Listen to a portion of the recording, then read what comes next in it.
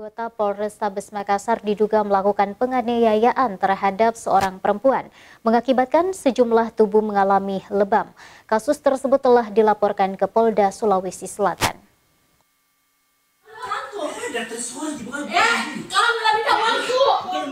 Inilah rekaman video amatir seorang perempuan dianiaya oleh seorang laki-laki di dalam kamar di perumahan Taman Asri, Kecamatan Manggala, Kota Makassar beberapa waktu lalu, kini viral di media sosial.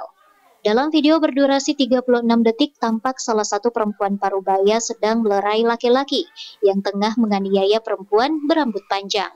Laki-laki itu terlihat menjambak rambut perempuan didorong hingga terpental di pintu, serta perempuan parubaya yang merupakan ibu kandung dari SA berteriak minta tolong namun tak ada yang datang membantunya.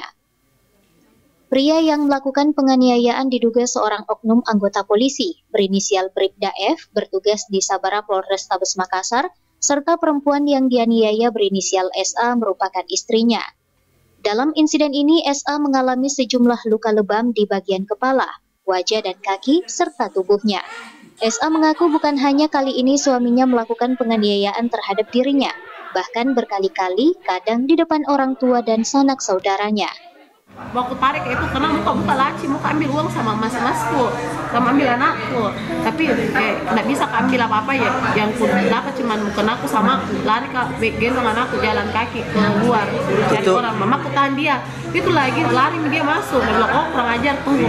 Ternyata dia pikir ambil pisau sambil bertanya sini Pak, tak kalah satu kali kubunuh kok kena ujung-ujungnya kau lapor ya. Tapi mamaku tahan terus itu, nah tutup mamaku tutup pagar, lari mas saya. Saat ini dirinya telah melaporkan kasus penganiayaan ke Polda Sulawesi Selatan untuk menuntut keadilan akibat kejadian yang dialaminya. SA berharap ada titik terang tentang hukum yang dilakukan oleh suaminya Bribda F terhadap kasus kekerasan yang dilimpahnya. Rusma Wandirara, Celebes TV.